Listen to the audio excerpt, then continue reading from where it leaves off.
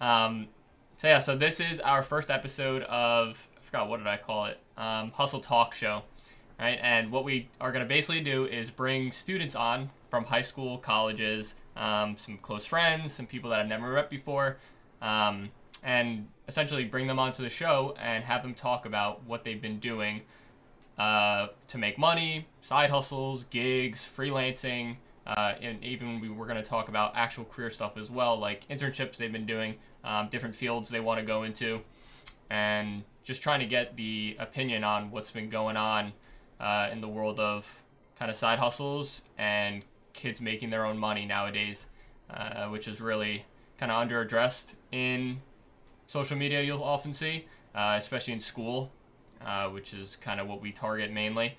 Our company basically works with schools, high schools, and colleges, and our job is to kind of help kids understand how they can get their career started, how they can land that first job, that first internship.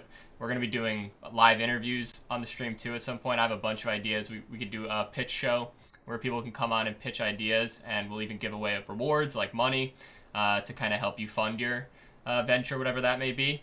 There's a lot of really cool ideas that we can do for helping out students. And right now we're live on Twitch and YouTube. And there's going to be another stream this weekend with another student who also does different side hustle things. But the first guest up, his name is Mikey. And that's it. We're only having one guest at a time, by the way. But the first guest up today is Mikey. And what he does is, I mean, he'll probably explain it a lot better than I will, but in short, he resells and does retail arbitrage, and he bought storage lockers at one point. He's basically like a running eBay store as a human being. ATA Monks, am I mod? Yes, you're mod. I gave you guys mod. Yeah, it's been a while since I last streamed, so this is this is funny, and it's gonna be really fun, and hopefully we can have some people learn from it, because there's a lot of opportunity in this area.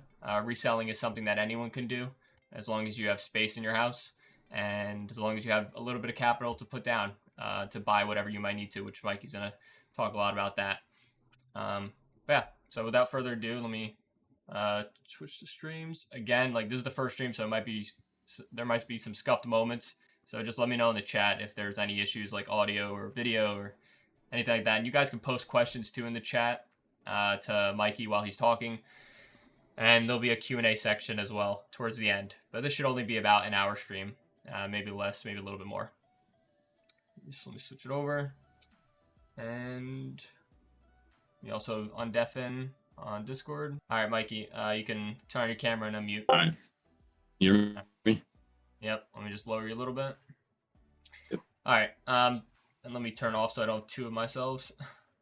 I have two cameras on right now. Okay. So to start off, just like tell us about yourself, where you go to school, what you're studying, and kind of what you've been up to at your school.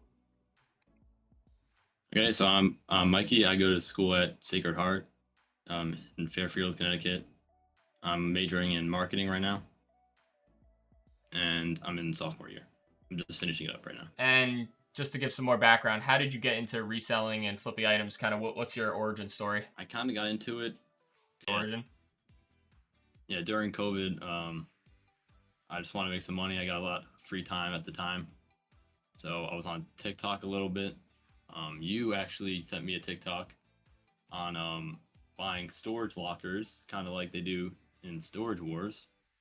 Yep. And I found it pretty interesting. So I was like, all right, I'm gonna try it. So then I think we actually tried it together at first. We both split a locker and we went to go pick it up.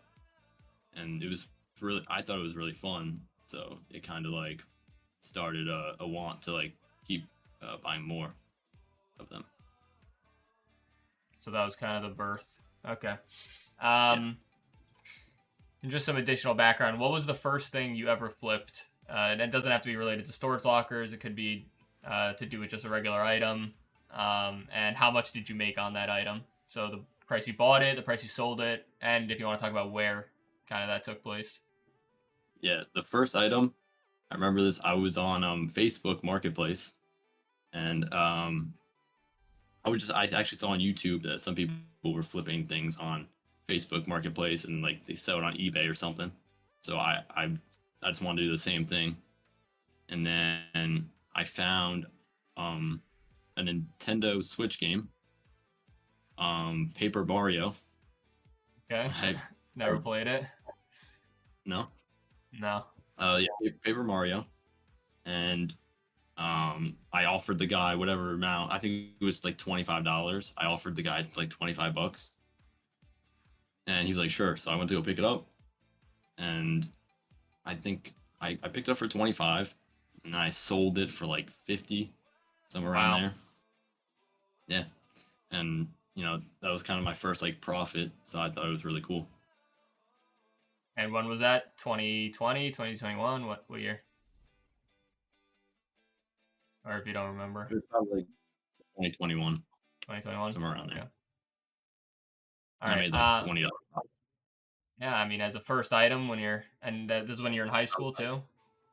I was like, Yeah, so it just shows that you could start. You don't have to be a certain age. You don't have to be in college. You could literally start doing it junior, senior year of high school. Okay, and how much time per week would you say you usually spend on your reselling stuff in general? Like out of all the things you do in that. I would say nowadays I don't spend as much time. I'd say like now maybe like ish hours compared to like when I started, which was maybe like 20 hours a week. Wow. So it was like a Yeah. part time. Yeah, it was almost part time, full time job. I wouldn't say like it's hard working hours. It was kind of like chill, like fun, kind of. I just like was just chilling, like sitting on my couch and like listing items. So like it's like working, but like I thought it was like, fun. So it was enjoyable. Okay. Okay, so now we're actually starting into the questions. So what platforms do you sell on I've sold or have on sold on? Yeah. Mercari, yeah, Mercari for one. Facebook Marketplace a little bit, not too much, but and then mainly eBay. A lot of it's on eBay, probably 80-90%. Okay, and that perfectly goes into my next question. Why eBay over other options? What's kind of like eBay's specialty or why people should choose it? eBay is really good for comparing items to like comparing your items to other items that have sold. So I like using it for its like just to look up comps on other items that I could sell. That's the main reason. Also, they have like a lot of people on eBay. It's a big reach of people, Yeah, so it's that's good to probably get a the lot of biggest eyes user on it. base. Yeah, for like Okay. a reselling platform. Yeah. Yeah. Okay. And we'll talk. We'll go into the storage locker talk now. We'll go back to the other stuff later. So how did you start buying storage lockers? And that this is after you told the story of kind of. Let me see. What was like the first one you bought after me and you bought ours?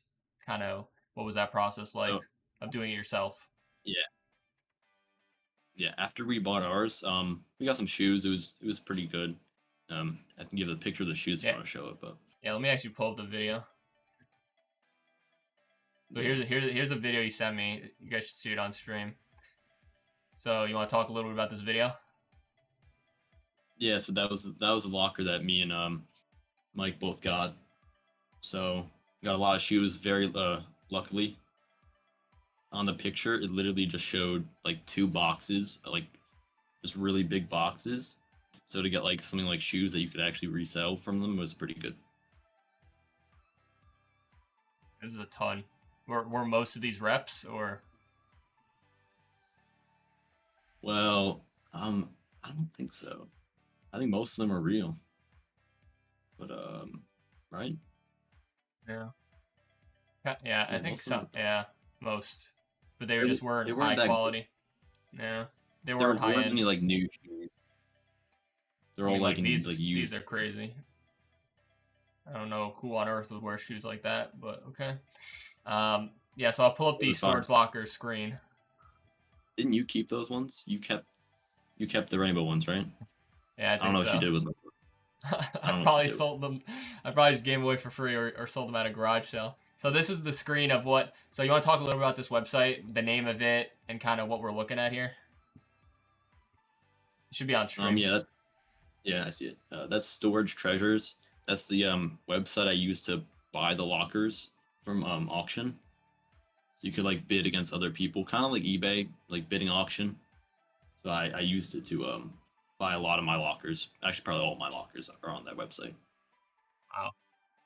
Okay, so walk me through the process. So these are the pictures that it shows on the site that you can see of the storage locker.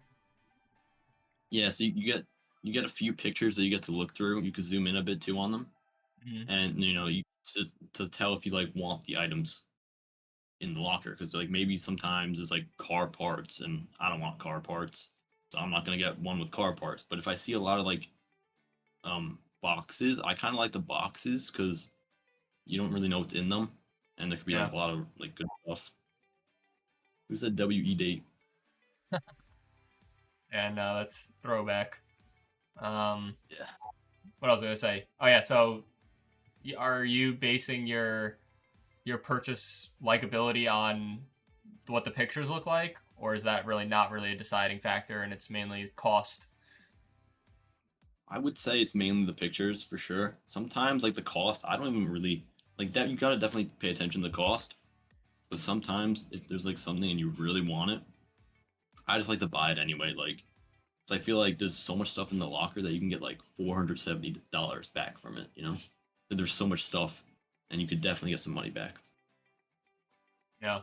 And so it's a live bidding war. So you're essentially, it's like eBay auctions where you place a bet and then someone else can continue to keep raising that until what, the time runs out or something?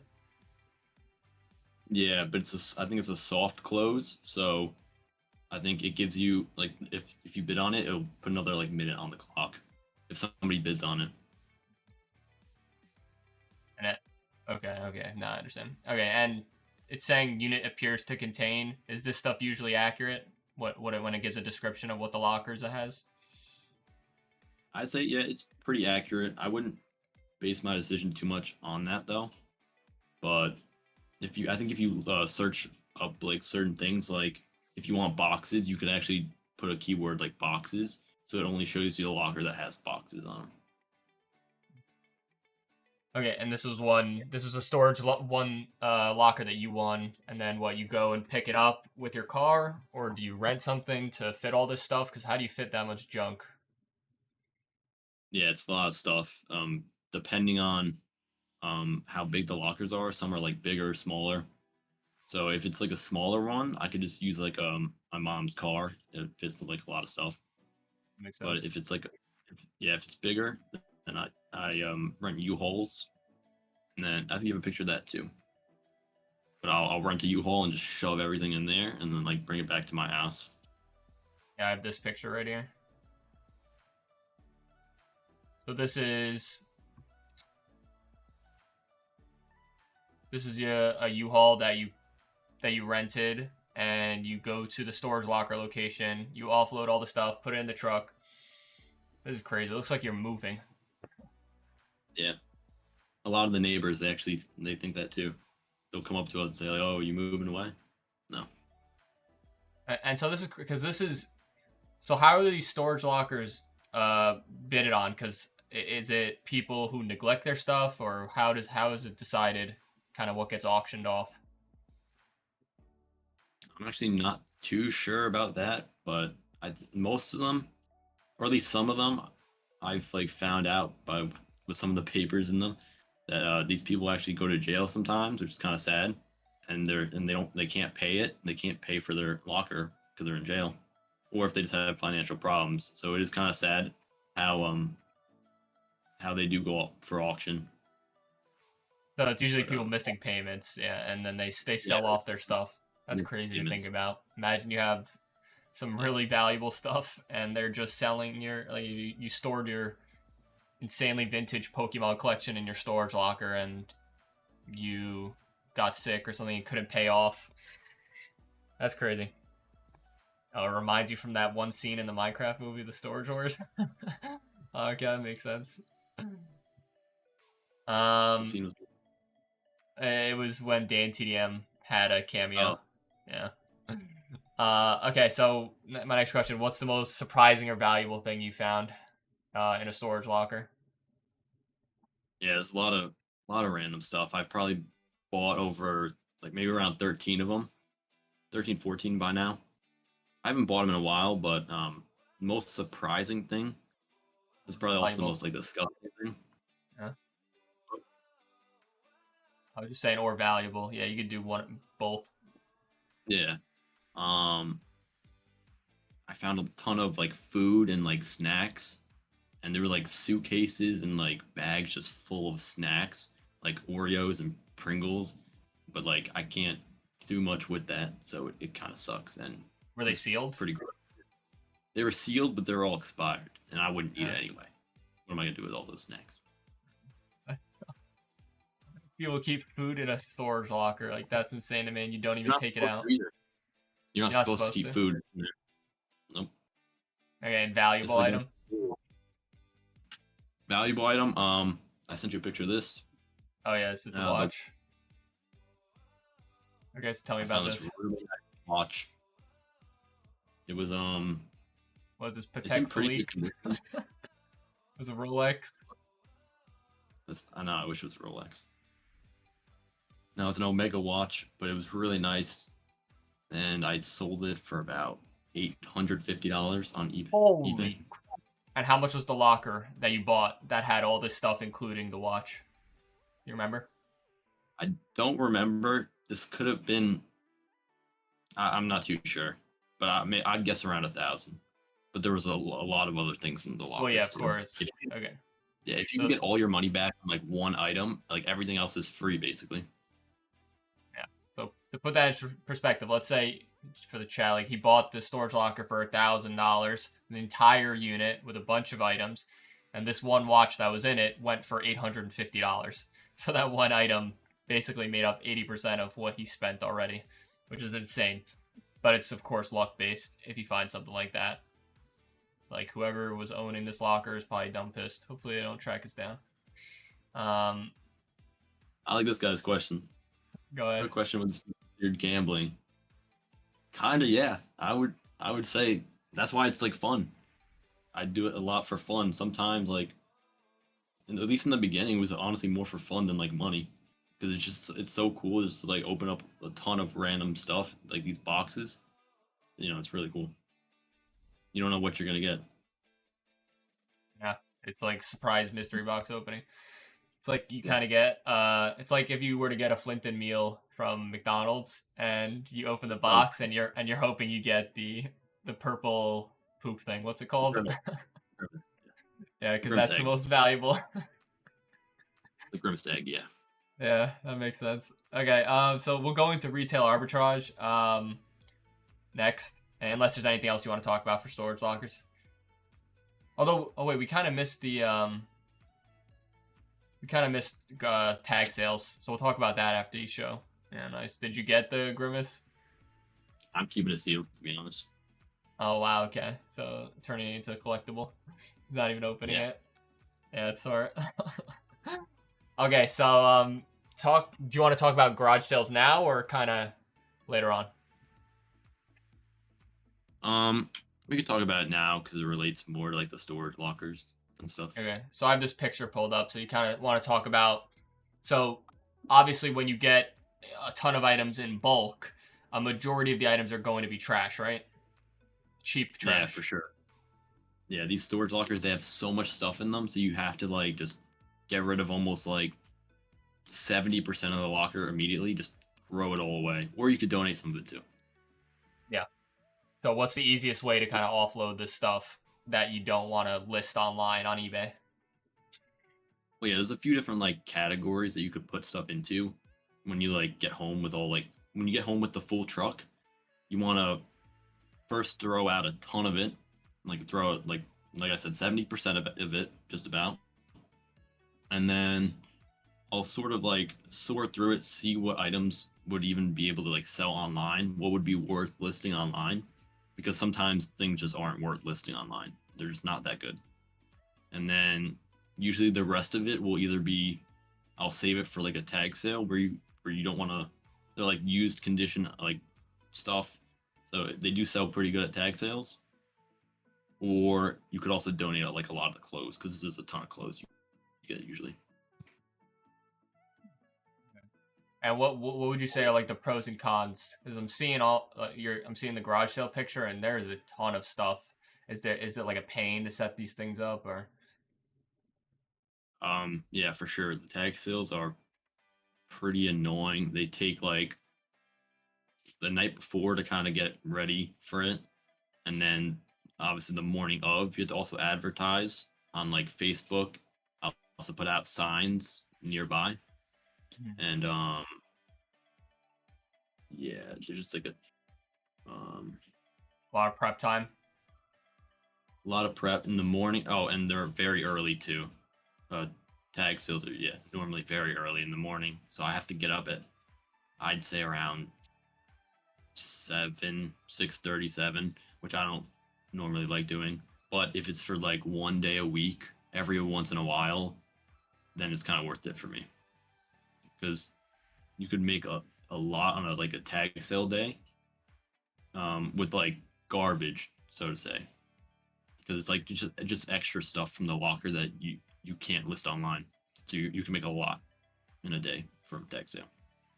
So the goal is to sell in bulk at these things. You sell cheap, or you price your things pretty high? Well, what's like the average price for something like clothes, or like stupid things like paintings or tchotchkes? Yeah, originally, I started things pretty high because I just didn't know like how tag sales even worked. You have to learn how like to sell at tag sales. But I started them pretty high, and when like nothing was selling, I just started lowering stuff like every time, every tag sale, and now I just want to offload all this stuff. So clothes, I would just like sell them for $1 each almost. It's because with how many clothes I get, it's like worth it to like sell for that cheap. Like it's so like so many people don't understand that if you're looking for stuff for cheap, going to tag sales and garage sales are insane because there's a lot of things that you can find. Like you could see how much stuff and just in this picture alone. Like people could be, and most of these clothes are in decent condition, right? I mean, not some of them might be new, but most are probably a little bit worn, but nothing's terrible, right? Yeah, most of it's nice. If there's like tears and stuff, I'll just throw it out. If they're really dirty, if they sometimes, yeah, they're just like really dirty and they might like smell or something, you just throw it out. I don't want to like deal with that. Um, what was the other thing I was gonna say? Does would you say that it's hard to sell off a majority of the stuff? Like, are you left with a ton of items, or do you usually give a lot to? Uh, do you usually sell a lot at an average tag sale? All right, I was distracted by the chat. Can you repeat that question?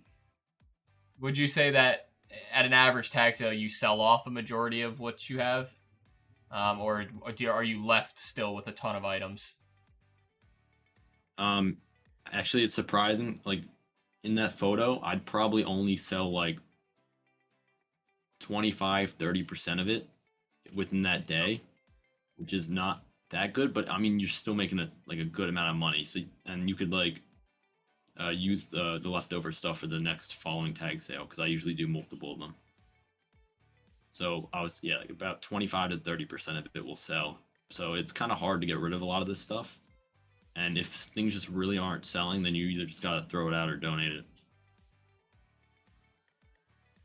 Makes sense. or you just give the clothes to Joycey Boy and Molly Pork. They Okay, accept clothes. that's a good thing to know. Um, are there also scalpers or people who only go to these tag sales for specific things? And are there people who usually are returning customers? Um, yeah, well, tag sales in general, there's a whole community behind it, and a lot of people that just go to like every single tag sale because they want to find deals. And it's a lot of resellers actually. A lot of other resellers definitely do that stuff too. So some people will come and they'll ask me for like video games and stuff for like really cheap, which I don't really have. I would sell them online if they were worth it. So if you're like a reseller coming to my tag sale, it wouldn't make much sense because I'm already also a reseller. All right, that's it for tag sales. We'll go into retail now. So what's the origin story behind there? How did you get started on doing that? And what is it for the people who don't know what it is? Yeah, retail arbitrage. It's basically finding things in like stores, in retail stores, and then just the same thing, you sell online for more. So instead of like buying something on Facebook and then reselling it, you just buy from retail stores. And it's actually I like it more because it's new items instead of like used stuff. So new items just sell better on like eBay or something. So it's a much cleaner process than the storage lockers. That's what I figured out because I originally started more with all like storage lockers, but then I moved to the retail arbitrage because I just like new items more than used. I don't And like used. what's your process when you do it from like start to finish? Of when like what are the steps basically?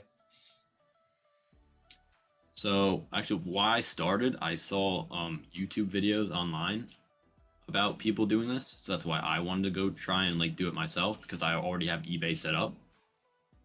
So the process, you definitely want to have some knowledge of what sort of like category or section in some of these stores that you want to like go after. Like for me, I go after like men's shoes, sometimes women's, because I know more about shoes than say like the beauty products. So I would mainly pick like a niche of a section in the store you want to go for, and then another big important aspect would be checking the prices that you can actually sell the item for in the store sometimes, because if you the last thing you want to do is buy a lot of stuff. You buy something for say $30, and then you come home and you can only sell it for 40 like online, and then after taxes and shipping you're left with probably negative. It'll only be a little negative, but you definitely want to avoid it. So sometimes comping, it's called comping when you look up other, you want to compare to other listings and see what's sold in the store. Okay, and what stores are the best for this? I normally use or go to Burlington, sometimes Target, but not too often. Marshalls, TJ Maxx, discount stores like that. They're a lot better for these kind of things. And does Burlington have grails? Sometimes it does. Sometimes they have grails, which are good shoes, I imagine. And what are kind of the best apps or tools that you use or that you recommend that people use for this kind of side hustle in general? Yeah, for apps or tools, well, I definitely recommend using eBay itself just for comparing your listings to others, or like I said with comping. That's like a major aspect that you really can't like you can't go around. You really gotta do that. It's the best way to make sure you're gonna get like return on whatever you're buying. So that's a big one. For tools, I'm not sure what else. I'd say like also just be organized with it too. Have somewhere and like have storage. Have like be able to like uh actually store these things like and just have an organized storage system basically. You don't want like everything all over the place and you don't know where stuff is. Okay. And I have a picture. Do you want to talk about that? Forgot to pull that up. Yeah. All right, it's on stream now. Yep. That was me getting a ton of shoes from Burlington. I like getting the cleats a lot. A lot of the cleats, they just list them or they just have them very cheap in the store. They're only for like most of them are $25 to $30. So it's pretty easy to sell them online for like 70, $60 and really make some profit there. That's like honestly that's the majority of my of the items I sell is cleats and like shoes from Burlington or stores like that. And what would you say brings higher profit, the retail stuff or the storage lockers? I think if you want more immediate profit, the storage lockers actually, and like with the tag sales, because the tag sales you just get like the money day of, and you just get a lot of sales. But it's super labor And intensive. yeah, I still think it's worth it just for that one day. Like that one day is gonna suck, but you just do it. You know, it's one day out of the week, and I on the tag sale days I can make like around $800, which is very nice on like random items from these lockers. It's really nice. But yeah. So if someone wanted to get started in general, what are like the bare necessities that you think? And this is for any of your for dealing with storage lockers or retail. Kind of what's the most basic? Would you say like a couple things that you need? Um, More for storage lockers. So, depends because retail arbitrage takes more capital like up front. You definitely want to have some money already because you're spending a lot on items. Like let's say you buy 10 pairs of shoes for like $25 each. You're spending $250 and sometimes it's just like sitting there. Opposed to if you buy like a locker, you could you get a ton of items for like say 450 like that other one. So and you just have so many items to sit and list.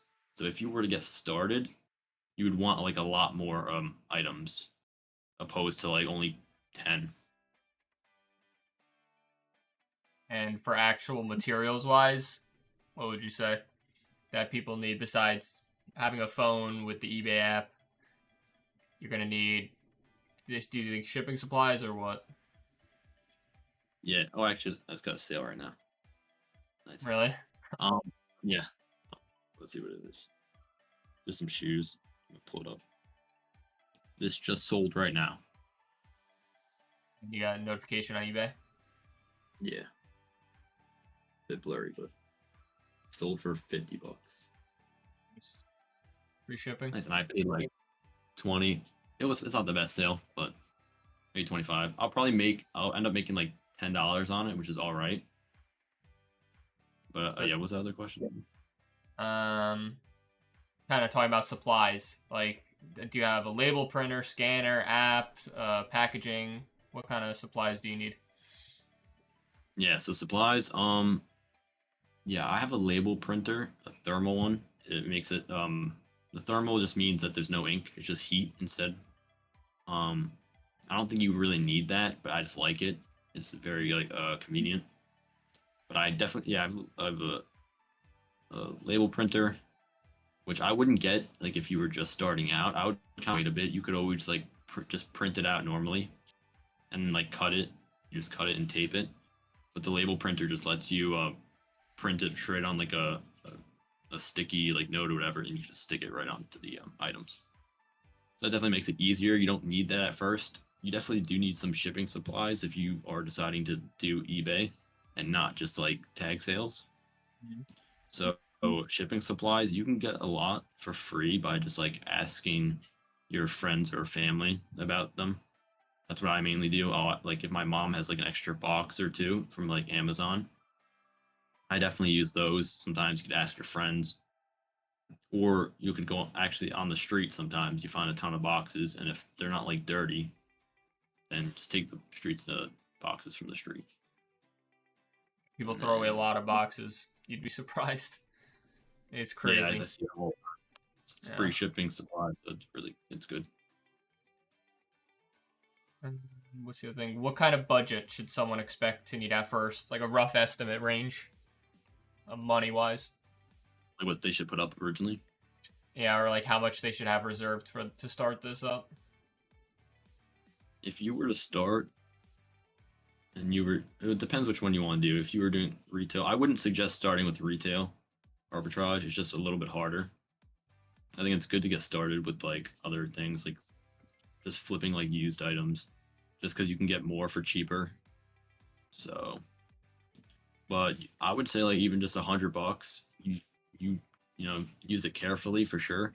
You want things that actually can bring you back some money somewhat soon. You don't want, if you're using only $100 and you buy something for $25, but it's like not selling and it's sitting there for 3 months, like listed online. You're using that capital and it's just you're wasting it. So definitely like be careful with what you buy at first for sure.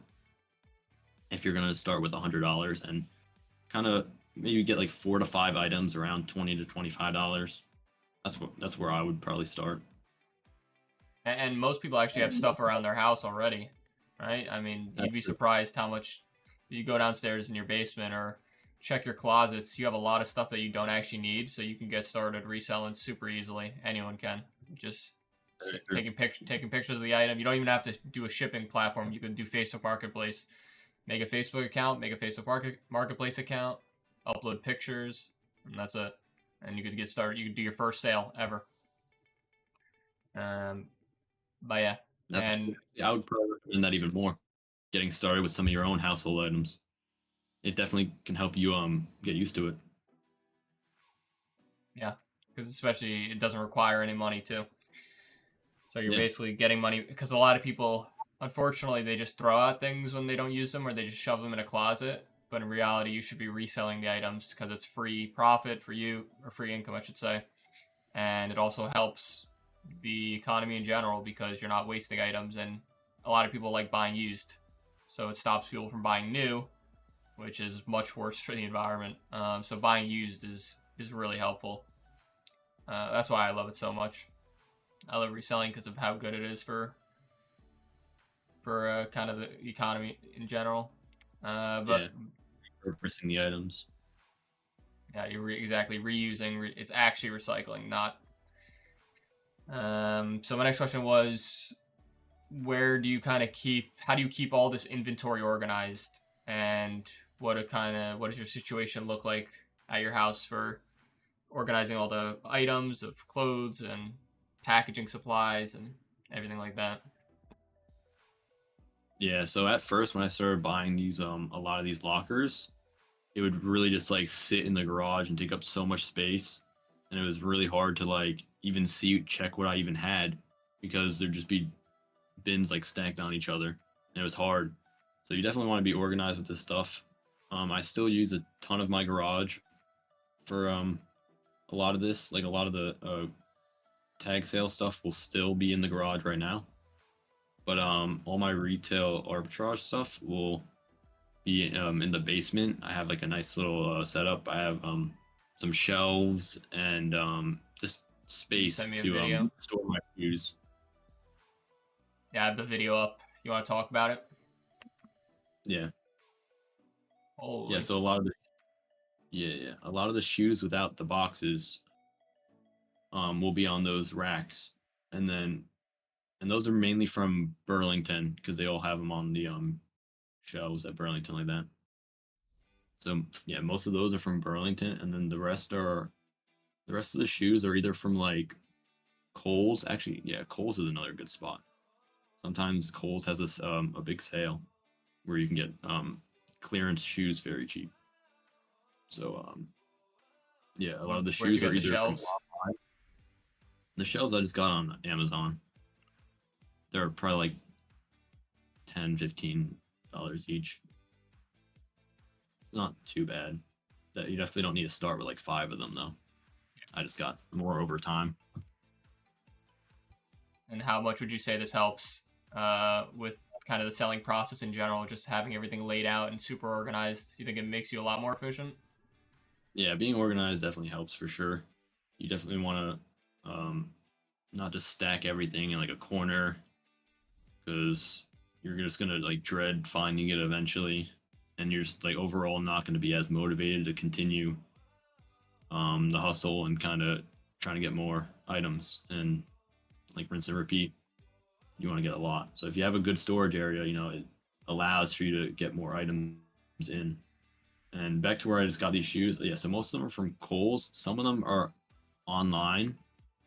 Some of retail arbitrage actually just happens online. You don't have to even go to the stores sometimes. You could just find online sales. I would recommend like going into I have a Discord group where we talk a lot about stuff like this and sales. It is paid though, but maybe you could find one not paid, or you could just pay a fee and you get the benefits of being in a paid one. And I'm super active in there, like posting things daily. Yeah, it's pretty active.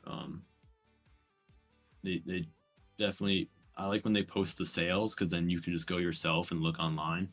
Like sometimes you might not know if this random website is having a sale, so it's even if they're not telling you exactly what to buy, they just tell you what websites have sales at the certain time, and it just really helps because then you could just look yourself for what you want. I still buy shoes. I just find it easier. Not that I like shoes like a ton.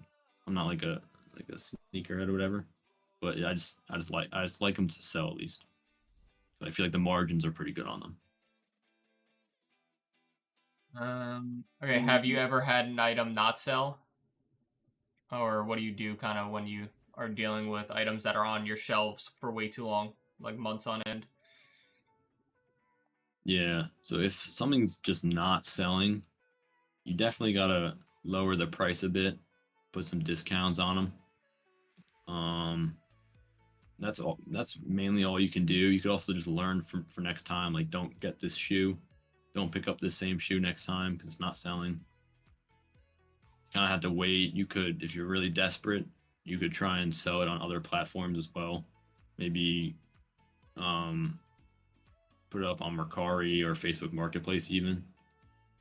Try and really get rid of it if it's that much. But yeah, definitely sales mostly for that. If they're just not selling. And kind of to go along with that, how do you deal with customer complaints or people sending back items or returns on these platforms? Yeah, returns are really and complaints are pretty annoying. There are definitely ways to prevent it from happening though. A good way to prevent it is that when you're on eBay and you're listing an item, you definitely want to accurately describe what's being listed. The item you're listing, you definitely want it like very accurate because then people don't get as upset. Let's say there's like a mark on like a pair of shoe or something. If you don't mention that in the listing and somebody gets it, it gets shipped to them, then they have a complaint and they're like, yo, this has a scratch on it, I want to return or something. So if you're upfront about what you're selling, then it really helps prevent things like that from happening. And then complaints, well, I guess that's more for complaints. Returns, I think you just have to deal with it sometimes. What I said with accurately describing yourself, that definitely stops returns also. And I don't really have many problems with returns, but sometimes it will happen, and you just gotta like, sometimes you just gotta eat it, and you just know it. That's just how it is. Not very often though. I It's don't rare. have that, but yeah, I might get one return. For me, I might get one return like less than once a month, like not even once a month, Okay. maybe once every 2 months. Do you ever feel burnout or kind of pressure to keep going if it's like a really slow month or something, or listing 100 items in a week or something? Doesn't that make you want to die or something? Yeah, when you have a lot of items to list, that part definitely sucks a bit.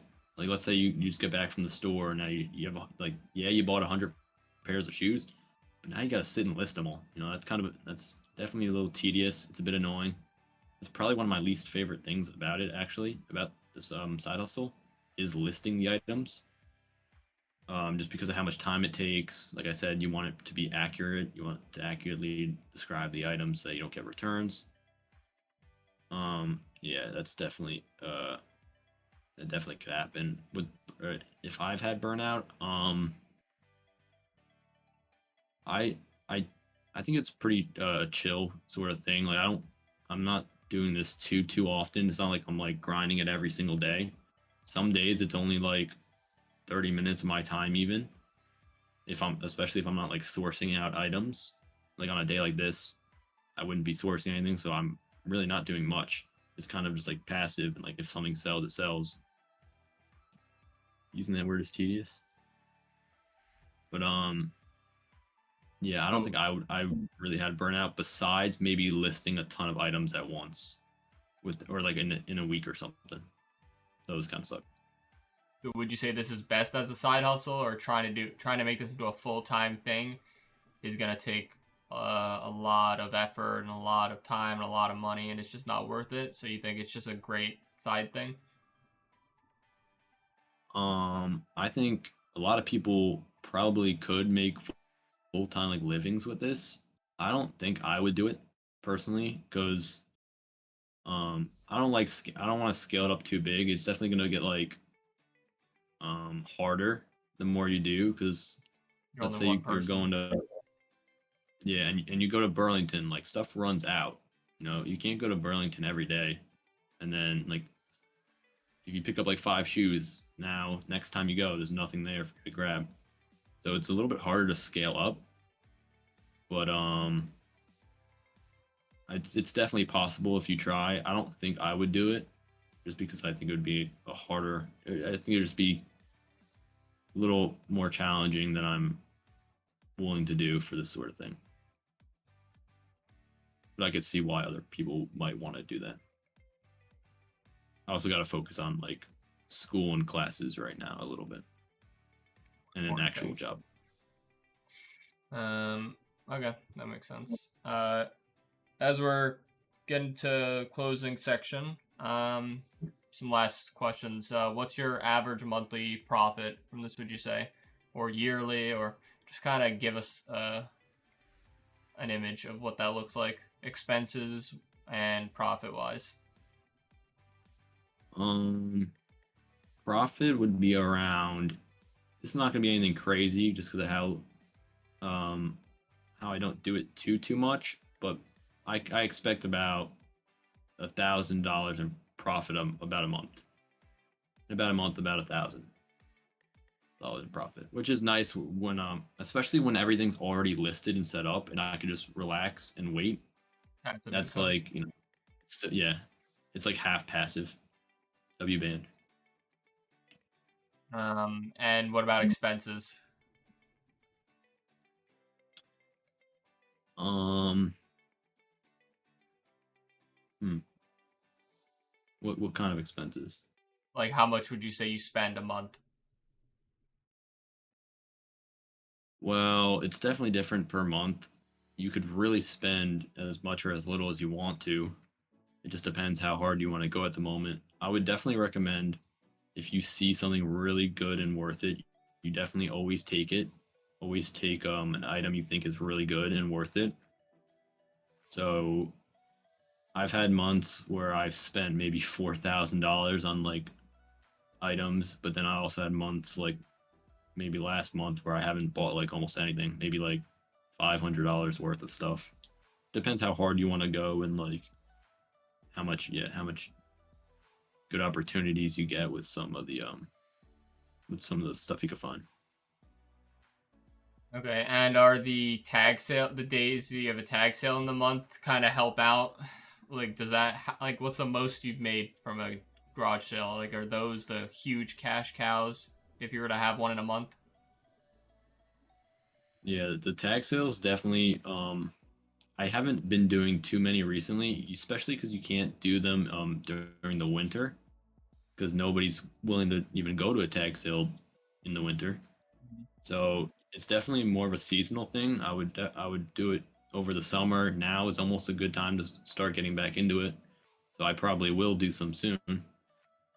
But yeah, they're great. You're selling items items that are just not that good, that just would not sell online. You're selling garbage for like $1,000 a day to people. I wouldn't call it garbage, but But it's not. So when you can't have sell it retail anywhere. arbitrage, you don't use garage sales for those items. The retail arbitrage stuff just gets sold online, and Yeah, any retail arbitrage item is most likely going to be sold online because they're just new, and tag sales aren't really good for new items. People aren't going to pay like the top dollar for items. All they want at tag sales is like cheap $1 to $5 items that and you just want to have a ton of them. If you at tag sales, you'd rather have a ton of items that are $1 to $5 than have few items that are maybe like 50 to 100. do you remember the most expensive item you sold at a garage sale? Like the highest cost one? Um, Not too sure.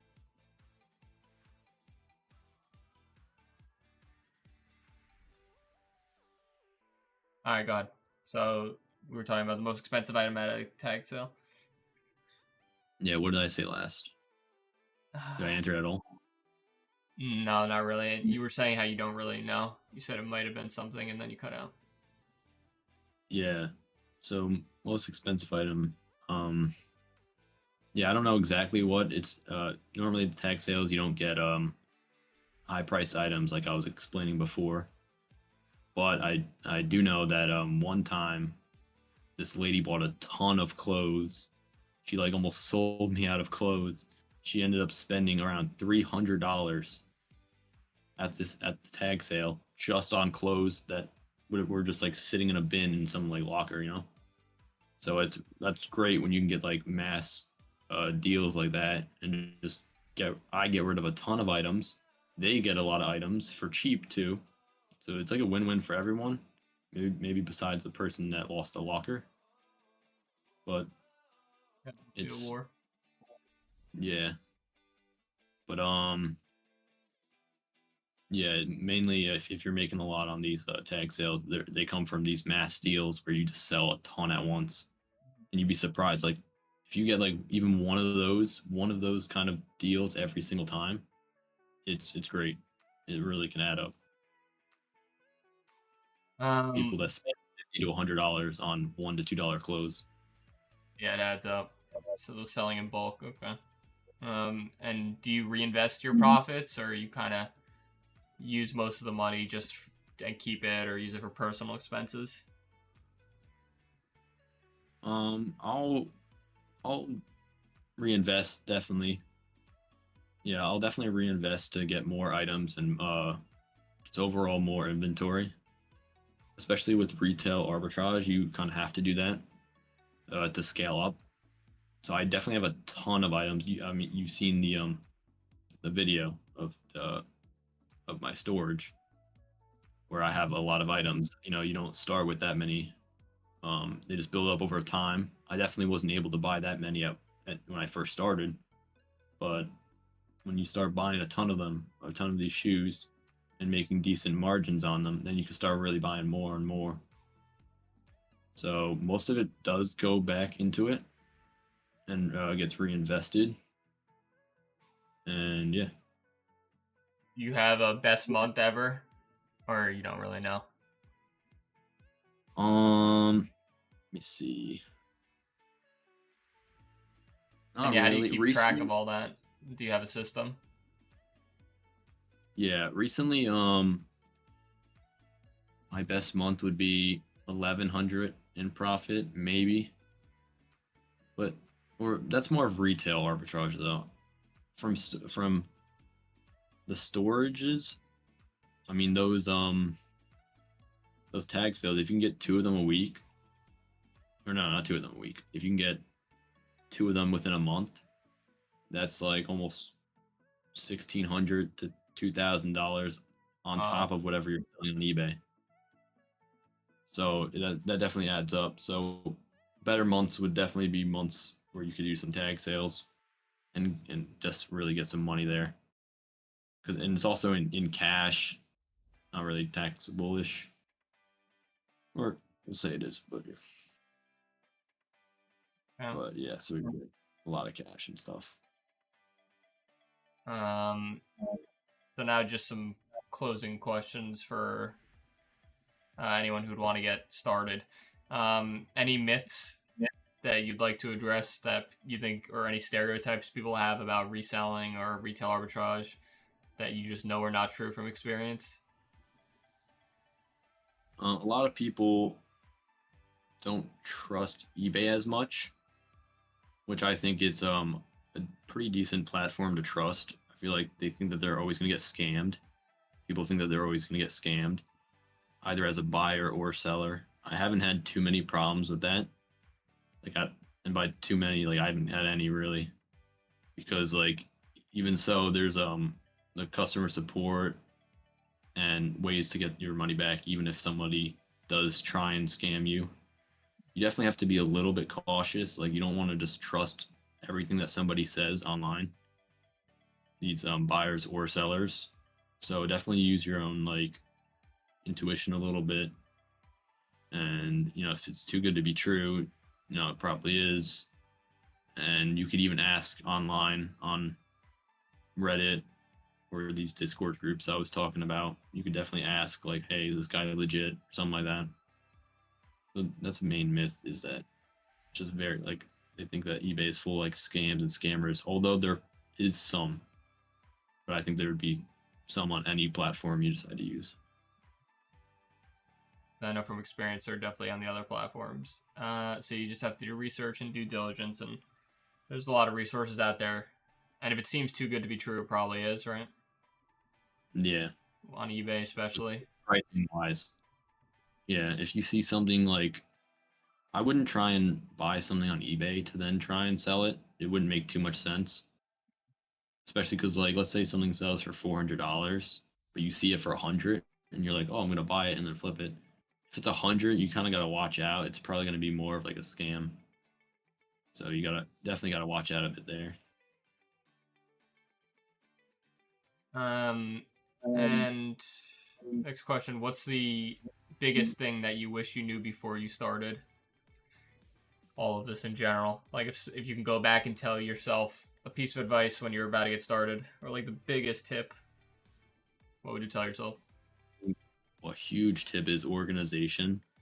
Definitely want to be organized. You want to track all like expenses, make sure you're actually making money out of this.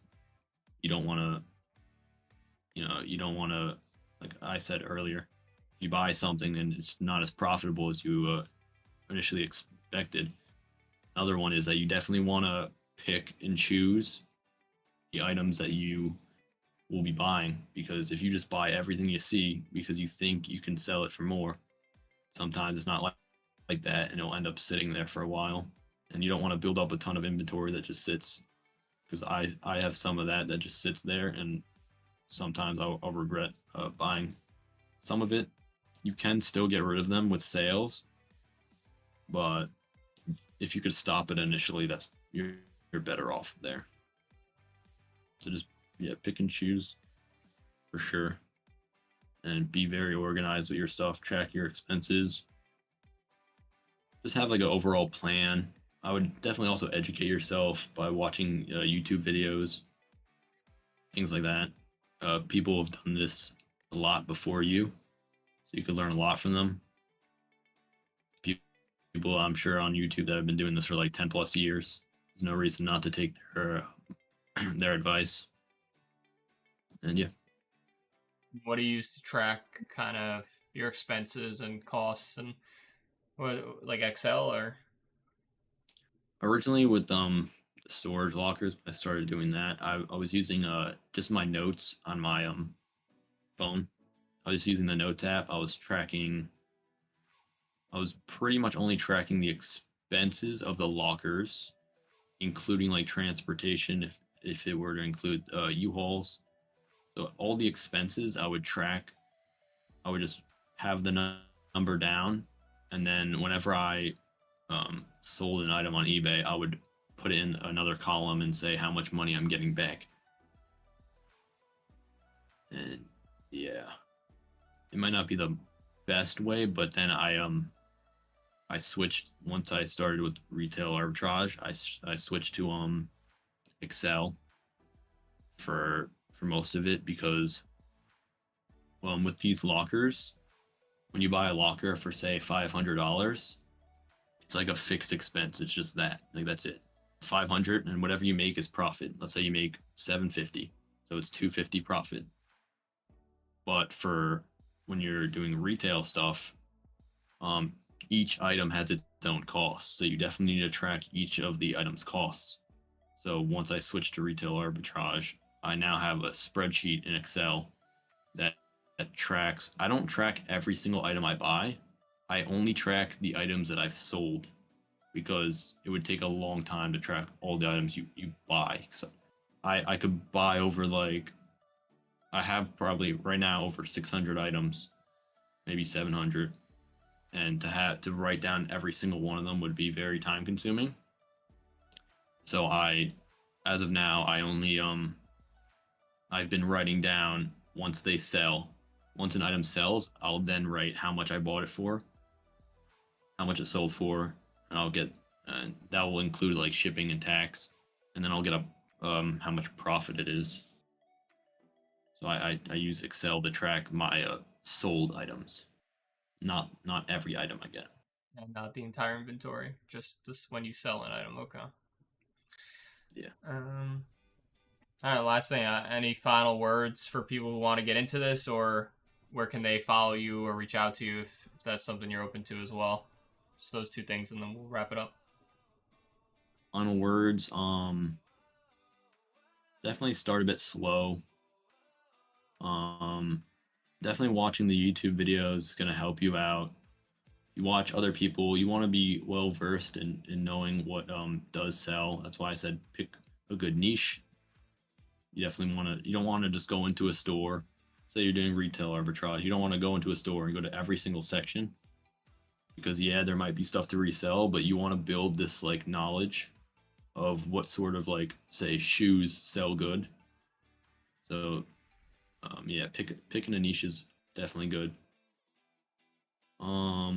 With the storage lockers, space is a very big problem with storage lockers compared to retail arbitrage.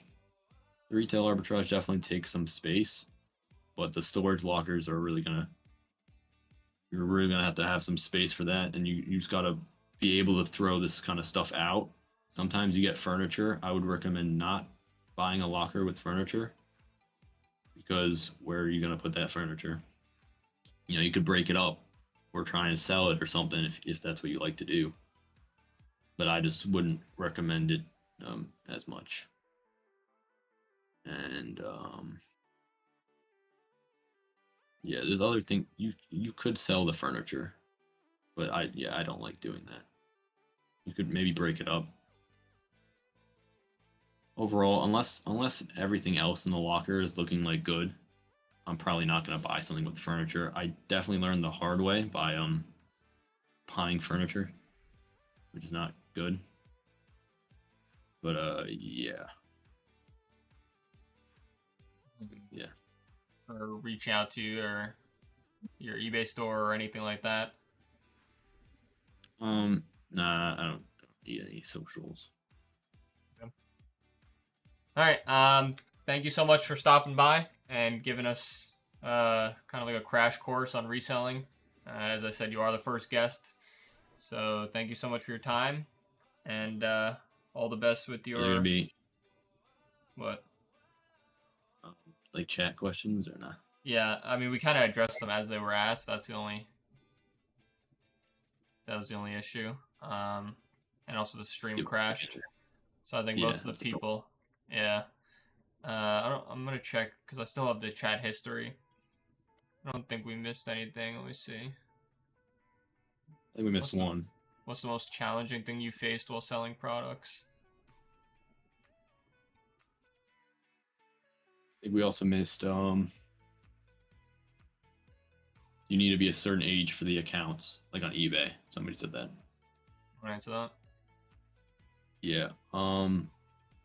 Actually, I'm not entirely sure. I'm pretty sure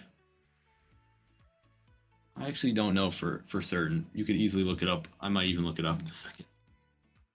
You need to be a certain age for eBay. You could probably create one under your parents, even if it is 18 plus. Yeah. Oh, okay. It says you must be 18. Yeah, you got to be 18 to be an eBay member, but you could definitely do it under your. Actually, I don't know if I'd recommend doing it under your parents' account, but you could if you really wanted to, just to get started, and then switch to your account once you turn 18. I think That's what I Facebook would probably. Marketplace, you could start at any age, so. But that one, you should Yeah. really be careful because you're going to meet people in person. So bring a parent if you're young. Yeah. If you're doing Facebook, bring a friend or someone.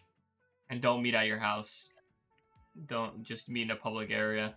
Usually like a school parking lot, or some people like to go to the police station.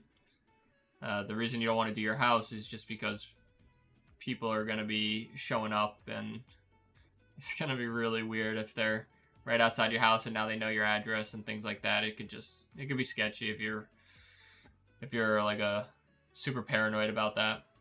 I usually don't care, but some people might. So make sure you're doing due diligence behind the profile on their Facebook account. You can usually look at their profile and see if they're legit. If it was just made this year, and if there's pictures that makes them look like an NPC, it's probably a red flag. So you should probably just ignore them. But yeah, and if they ever ask for payment off the platform, that's usually a dead giveaway that it's a scammer, right? If people try to take payment methods off the original platform. Um, it definitely. It's possible that it's not a scam because just people don't know, but it's better to be safer and not do stuff off the app unless maybe you know somebody or you could trust them, but like I normally wouldn't do that, even though Like, it's not always a scam. You know, it might not always be a scam. Maybe somebody genuinely just wants to save the fees and stuff, mhm. but sometimes it's not worth it.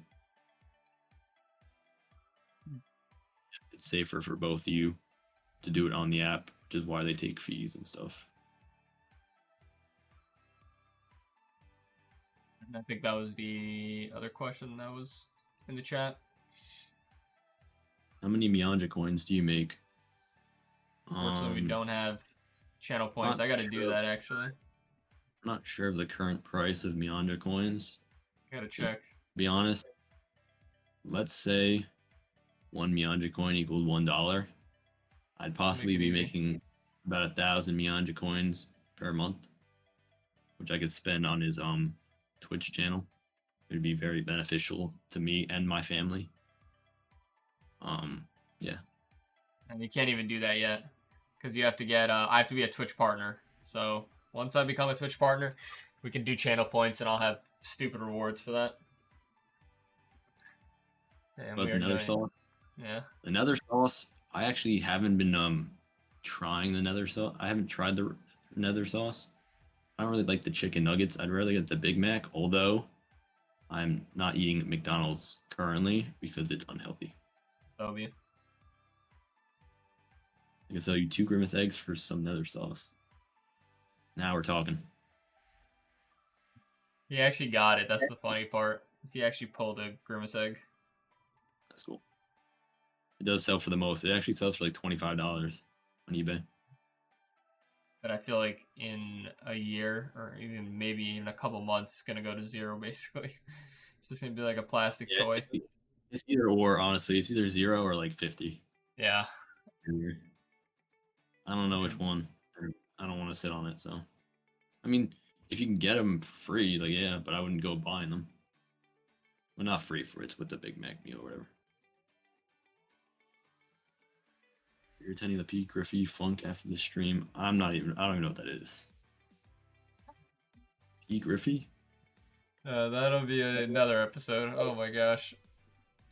Because I'll do a bunch of things where people can send in videos like reaction videos. I used to do that stuff where you try to make me laugh or something. Um. Okay, you want? I don't have the video, and no, it's the first stream, so I'm just gonna keep it super organized and clean. you'll start doing more stupid stuff later on. Okay. Yeah, I already said thank you. Best of luck with your reselling, and if we want to bring you back on once we're bigger down the line or have more viewers, we'll definitely bring you back if you're still continuing to do it. But yeah, so thank you so much and have a good rest of your day, Mikey. Thank you. You too. All right, bye-bye. All right, guys. So that's going to do it for the first stream. I liked it a lot. I hope you guys learned a good amount. We're going to be switching it up over the coming next couple of streams. We're going to have people who are going to be talking about, we have someone who does DJing, we have someone who's a blue collar, and all these kids are also students as well, by the way. So we're going to keep people who are still in that student age range and kind of interview them and ask them what's been going on in their life when it comes to their career or their side hustles. And there's a bunch of other unique ideas I have planned. Probably